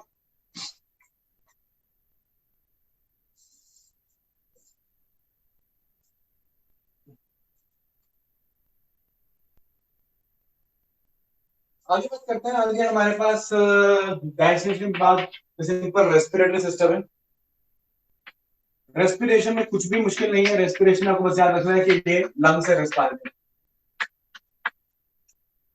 कौन? रेप्टाइल्स। अब रेप्टाइल में चाहे स्नेक हो, चाहे लिजर्ड हो, चाहे पानी वाला सांप हो, चाहे टर्टल हो, चाहे क्रोकोडाइल हो, कोई भी रेप्टाइल हो, वो ट्रू लैंड वर्टिब्रेट है, और हर एक ट्रू लैंड वर्टिब्रेट लंग से रेस्पायर करता है।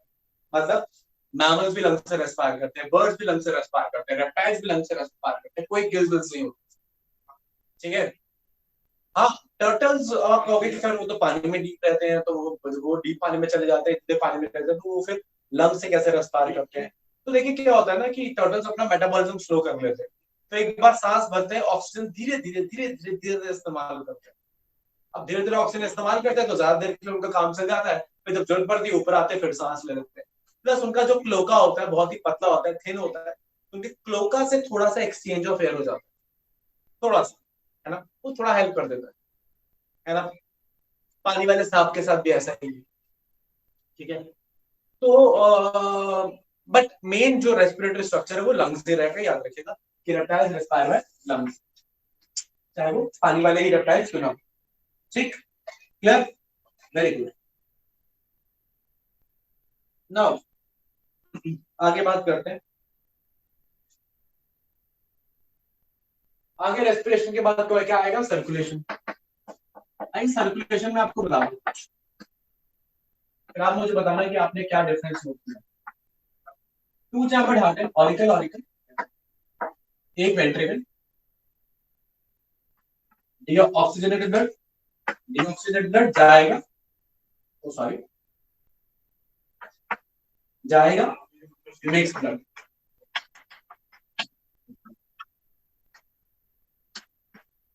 कैसा हार्ट? थ्री चैम्बर्ड, और थ्री चैम्बर्ड है तो फिशेस, एम्फिबियंस, रेप्टाइल्स की तरह ये भी, ये कल बताया था मैंने, पोइकिलोथर्म्स, ये बताया था बेटा, पोइकिलोथर्म्स, होमियोथर्म्स, Yes, sir. हेटेरोथर्म्स। बेटा ये बात बताई थी पोकिलोथर्म्स हेटेरोथर्म वाली? Yes sir. Yes, sir. हाँ, तो ये फिशेस के लिए ट्रू है, यही एम्फिबियंस, यही रेप्टाइल्स के लिए, सबके लिए ट्रू है। कोल्ड ब्लडेड, बताते हैं कब बदलेगा, जब हार्ट फोर्थ चैम्बर हो जाएगा और बोलता है बर्ड्स के अंदर और मैमल्स के अंदर, तो ये सारी बातें बदल जाएंगी जब फोर्थ चैम्बर हार्ट हो जाएगा। अब ये हार्ट देख के मुझे ये बताओ कि एम्फीबियन से ये हार्ट कैसे अलग है और एम्फीबियन से कैसे सिमिलर है।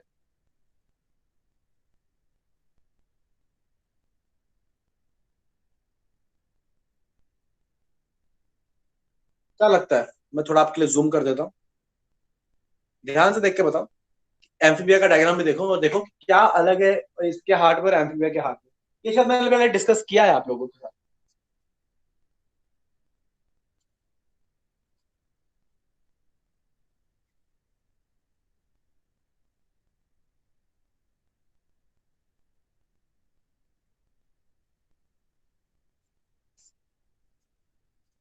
सर सिमिलैरिटी पोई किलो था मैं। बेटा हार्ट के स्ट्रक्चर की बात कर रहा हूँ। जब मैं छोटा था ना तो मेरे घर में न्यूज़पेपर आता था, उसमें एक वो आता था, दो चित्र दिए होते थे, दो इमेजेस दी होती थी और दोनों में ना डिफरेंसेस ढूंढने होते थे। तो वैसा ही काम तुमको भी करना है। तुम्हें एम्फीबियंस मैंने डायग्राम बनवाया है हार्ट का, ये रेप्टाइल के हार्ट का भी डायग्राम दिखा रहा हूँ। दोनों में क्या डिफरेंस दिख रहा है जरा बताओ देख के, क्या तो सिमिलैरिटी दिख रही है, क्या डिफरेंस है? वेंट्रिकल वाले में एक लाइन सी बनी हुई है। वेंट्रिकल वाले में लाइन सी बनी हुई है। अच्छा, ये लाइन क्या होती है जो, ये तो ऑरिकल के बीच में बनी हुई है।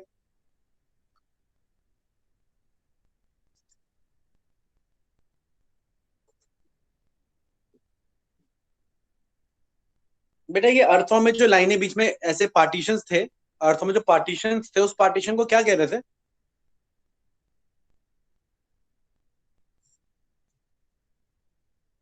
या वो छोड़ो बेटा, तुम वो वाली बात भी छोड़ दो। तुम मुझे बस इतना बताओ कि, तुम मुझे बस इतना बता दो कि ये, जस्ट सेकंड, ये जो तुम्हारे फंजाई होते हैं, फंजाई तो सब लोग जानते ही हैं, ये जो तुम्हारे फंजाई होते हैं, इन फंजाई के अंदर भी तुम्हारे कंपार्टमेंट्स होते हैं, राइट? उन कंपार्टमेंट्स को क्या बोलते हैं?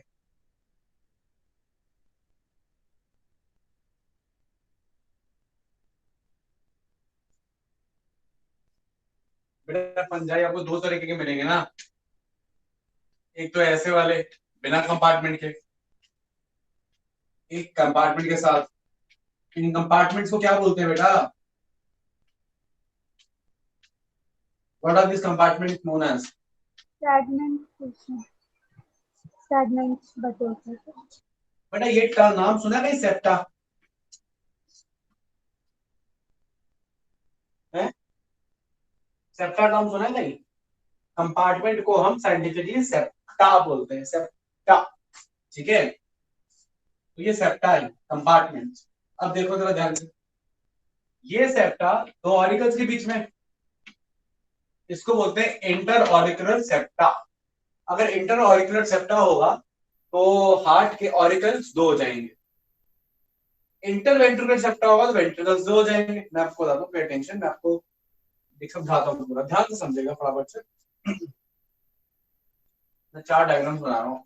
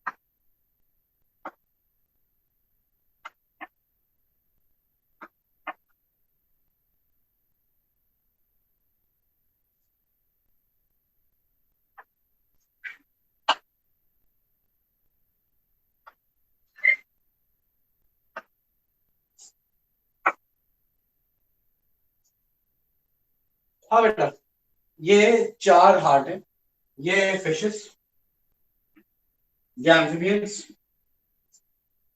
हाँ,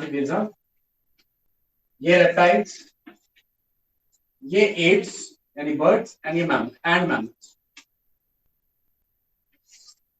अब बेटा ध्यान से देखो, फिश में ना तो इंटर ऑरिकुलर सेप्टा था, ठीक है, ना ही इंटर ऑरिकुलर सेप्टा था, ना इंटरवेंट्रिकुलर सेप्टा था। तो ऑरिकल भी एक था, वेंट्रिकल भी एक था। डीऑक्सीजनेटेड ब्लड आता था, डीऑक्सीजनेटेड ब्लड ज्यादा था।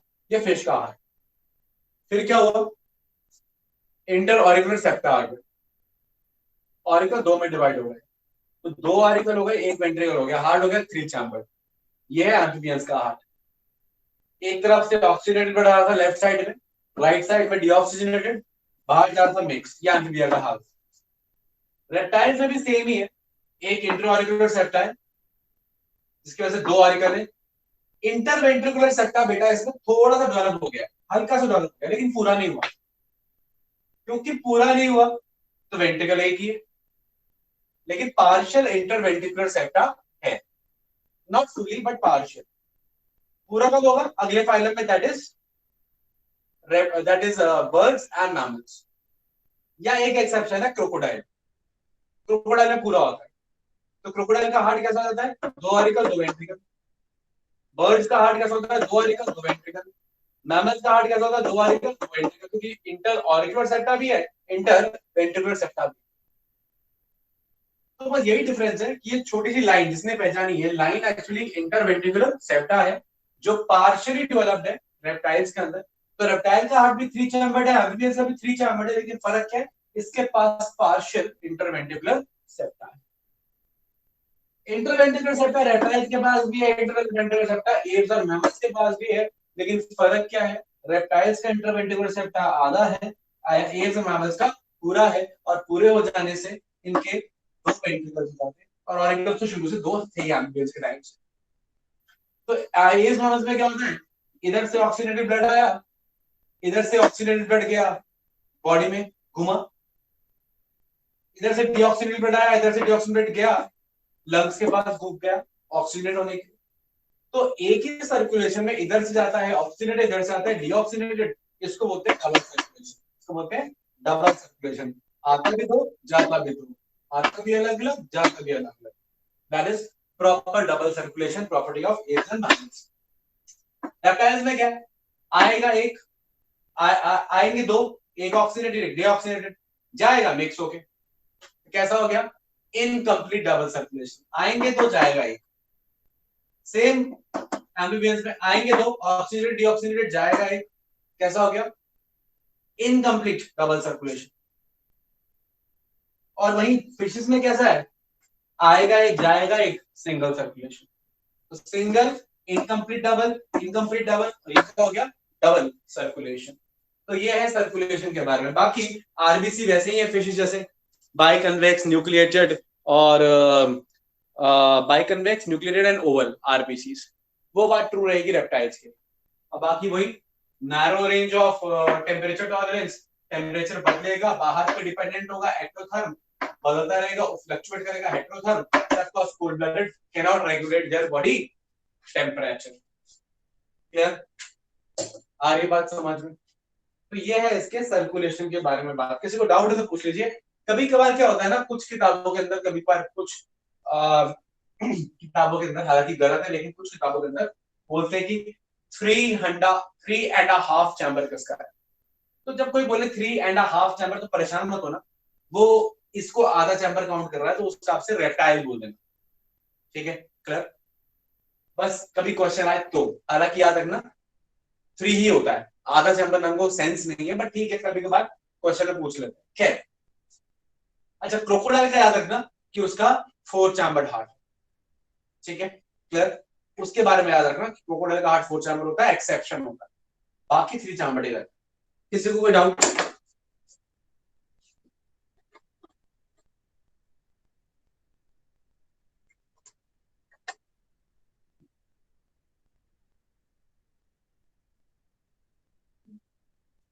चलिए, आप समझदार बच्चे, आपको समझ में आ गए।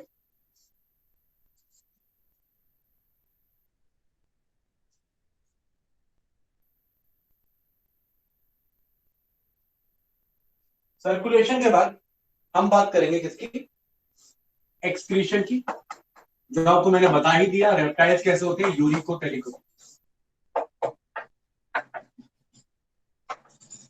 मतलब यूरिक एसिड, ठीक है। अच्छा, फिर क्या बात करेंगे हम, रिप्रोडक्शन की, नर्वस सिस्टम की। नर्वस सिस्टम वैसा ही है, टिम्पैनम रिप्रेजेंट्स आई, ठीक है ना, sorry tympanum represents year, year के नाम पे सिर्फ टिम्पैनम है। न्यूक्लिएटिंग मेम्ब्रेन है इनके पास,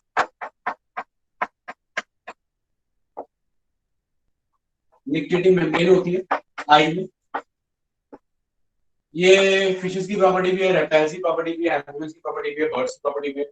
आंखों के ऊपर एक और कवरिंग होती है आई की प्रोटेक्शन के लिए, इसको हम थर्ड आईलेट बोलते हैं। थर्ड आई नहीं, थर्ड आईलेट, आई का ढक्कन है। एक इंटरेस्टिंग बात और है, स्नेक्स एंड लिजर्ड्स के पास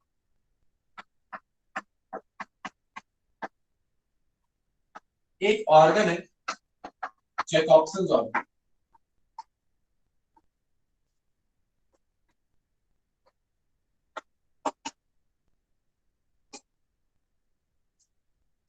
ओके, तो स्नेक के पास अच्छा, आप लोगों ने कभी स्नेक की या लिजर्ड की टंग देखी होगी, उनकी टंग ऐसी होती है, बाइफरकेटेड ऐसी, है ना। अब बार बार ना अपनी वो टंग बाहर बाहर निकालते रहते हैं, कभी अंदर कभी बाहर, बाहर बार बार बाहर निकालते हैं, ठीक है। तो क्या है ना कि वो देखिए, एक स्नेक या एक लिजर्ड अपनी टंग बार बार बाहर इसलिए निकाल रही है क्योंकि टंग को बाहर निकाल के ना वो आसपास के जो भी केमिकल्स हैं वो अपनी टंग पे चिपका लेते हैं।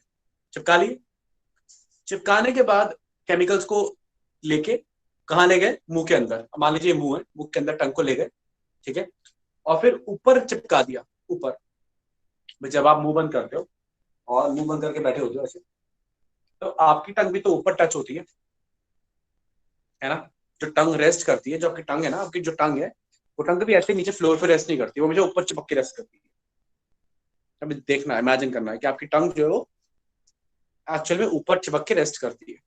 तो रेप्टाइल की टंग भी अंदर आई, अंदर क्योंकि ऊपर चिपक जाती है। अब ऊपर की तरफ यहाँ पे एक एक सेंसरी ऑर्गन है, उसका नाम है जैकॉब्सन्स ऑर्गन। ये लिजर्ड्स और स्नेक में रहता है। तो टंग जो भी केमिकल लेके आई है अंदर, उसको सेंस करता है ये जैकॉब्सन्स ऑर्गन। तो लिजर्ड्स और जो स्नेक्स है बार बार अपनी टंग बाहर निकाल रहे होते हैं, सिर्फ और सिर्फ जानने के लिए कि आसपास के एनवायरनमेंट में कैसे केमिकल्स हैं, किस तरीके के केमिकल्स हैं, कोई खतरा तो नहीं है, या कैसा एनवायरनमेंट है, उस तरीके को पता लगाने के लिए, ठीक है। तो उनका वो सेंस करने का तरीका है। क्लियर। फिर मैंने ये बताया कि जो स्नेक्स हैं वो मतलब कि उनके पास क्या कहते हैं, ये नहीं होता मिडल ईयर, या उनके पास आउटर ईयर नहीं होता। अब क्योंकि स्नेक्स के पास कोई भी आउटर ईयर नहीं है, तो हवा में जो भी वाइब्रेशन आएंगे ना, एयर की वाइब्रेशन सेंस ही नहीं कर सकता स्नेक। मतलब अगर आप चुटकी बजाएंगे, ताली बजाएंगे, तो स्नेक नहीं सुनेगा, क्योंकि सिर्फ उसके पास इंटरनल ईयर है, तो एयरबॉर्न वाइब्रेशंस वो नहीं ले सकता। हाँ, अगर वो जमीन पे बैठा है और आपने जमीन पे टैप किया, पैर की आहट करी, तो वो उसको सुनाई दी जाएगी। तो ग्राउंड की जो कोई वाइब्रेशन है वो स्नेक सुन सकता है, लेकिन एयर की वाइब्रेशन वो नहीं सुन सकता। तो जो कहते हैं ना चार्मिंग ऑफ स्नेक, कि कहते हैं उसको बीन, ऐसे बीन बजा के बजाते हैं, और बीन बजा के जो स्नेक है वो ऐसे ऐसे ऐसे डांस कर रहा होता है, ऐसे ऐसे।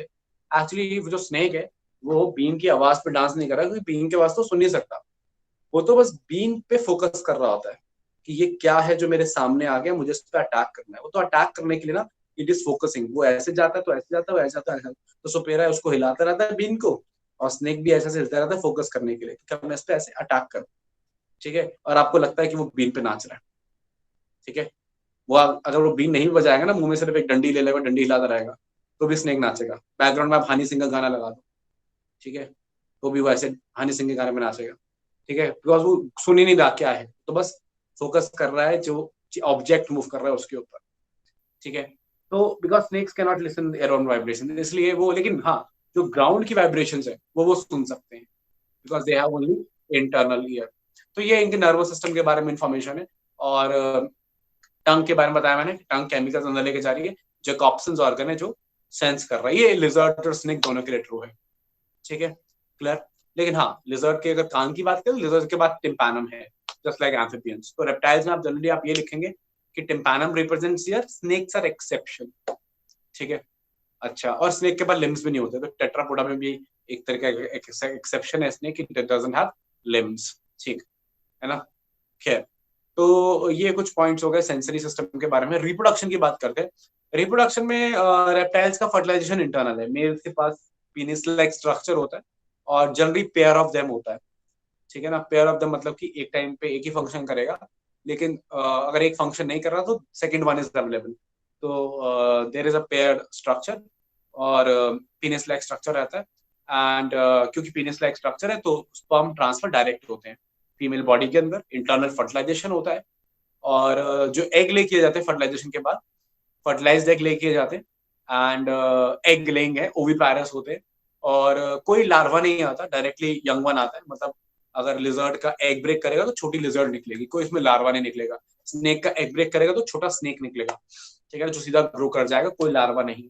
तो डायरेक्ट डेवलपमेंट है, ठीक है, और ओविपैरस है। और कुछ एक आध विविपैरस हो सकते हैं, जैसे कि chameleon.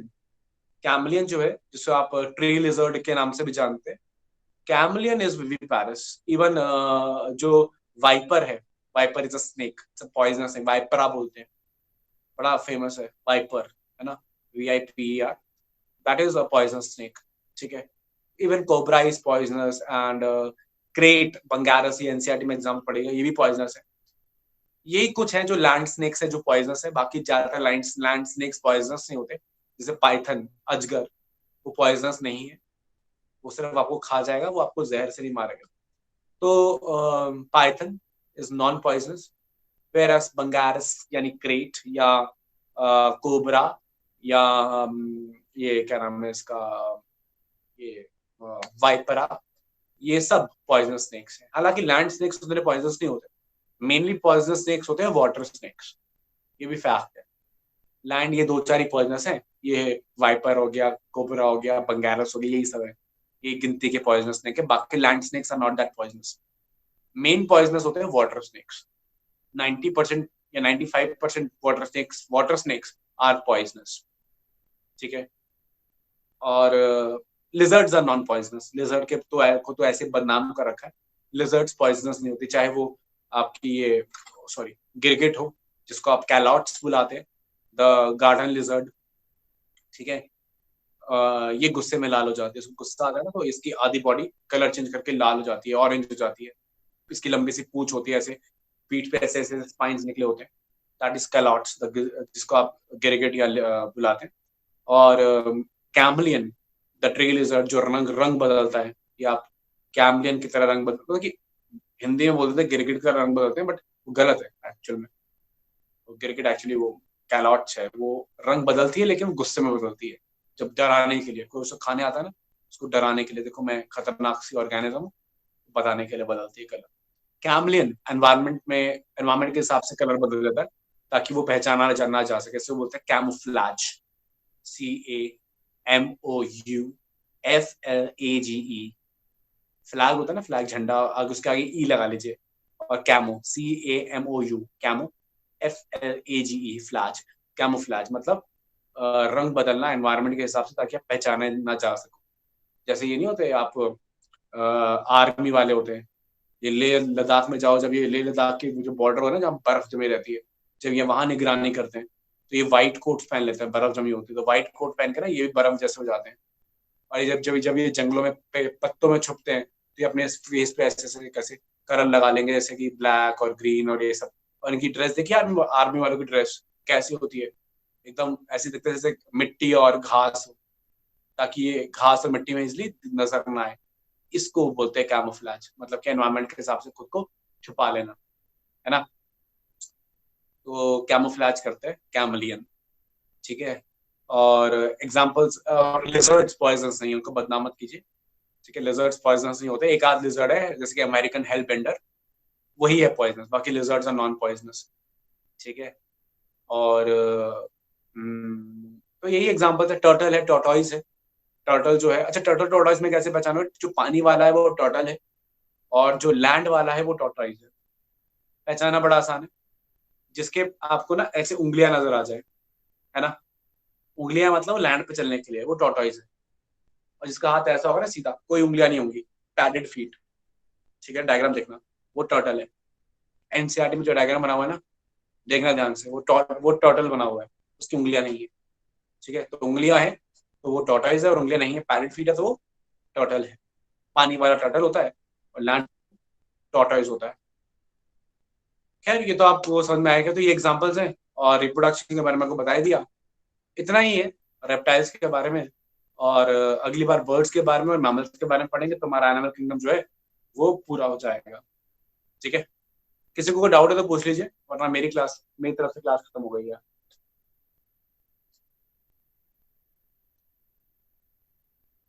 Any doubts?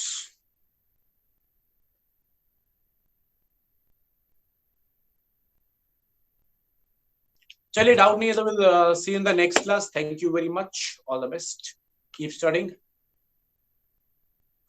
Thank you sir.